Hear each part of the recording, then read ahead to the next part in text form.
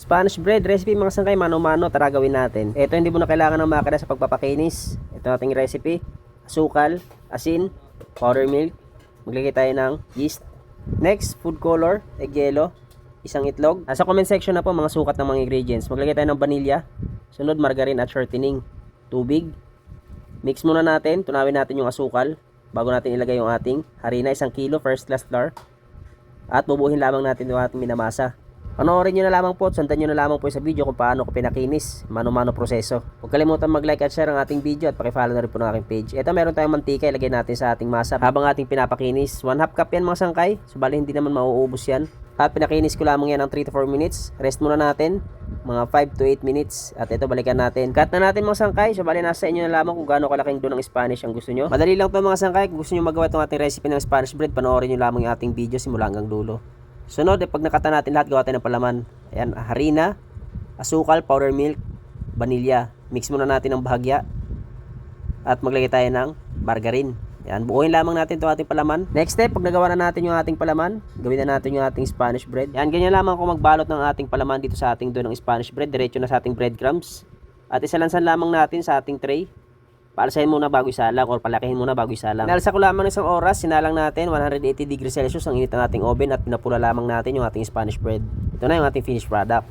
4 na pirasong nyog, so yun, timplahan natin para palaman sa ating pandikoko. So tumitimbang po ng 1.5 kilo yung ating nyog. Una natin lalagay sa planggana yung ating asukal, 1.5 kilo. Maglagay na rin tayo ng vanilya. Sunod na rin natin yung ating breadcrumbs. So bale, hindi ko na po ito lulutuin itong ating palaman. Kapag natimplahan na natin, pwede mo nang ipalaman. At maglagay tayo ng powder milk. Nasa screen na nga pala yung mga sukat ng mga ingredients sa akin ginamit dito. So, i-mix muna natin. Haluin muna natin yung ating mga ingredients na nilagay. Maglagay tayo ng margarine.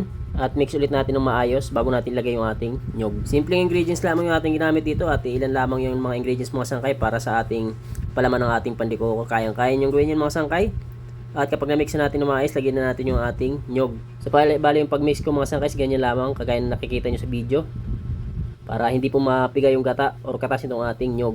Kapag nahalo na natin maayos, pwede natin palaman sa ating dough. Ube halaya recipe mga sangkay. Ito yung aking simpleng paggawa nitong ating ube halaya. So yung panoorin nyo lamang yung ating video at nasa description or caption po yung ating mga ingredients na ating ginamit. So ayan, bali yung ating ube is pinalambot muna natin. Kagaya na nakikita mo sa video. Ayan, palamigin muna natin bago natin balatan or gadgarin. At pag nagawa na natin yun, ay sisimulan na natin timplahan itong ating ube. So nalagay tayo sa kawali ng margarine. Ube flavor na condensed milk, Coco Mama, 1 pack. Tunawin lang natin yung margarine. Magad na din tayo ng ube flavor. Magad na rin tayo ng konting asin para pang balance lamang ng tamis itong ating ube halaya. At ilagay na natin yung ating pinino na ube. So bali dito sa ating ube halaya na tinitimplahan mga sangkay, hindi ako gumamit ng asukal. Lahat po ng pampatamis na ginamit ko dito is condensed milk.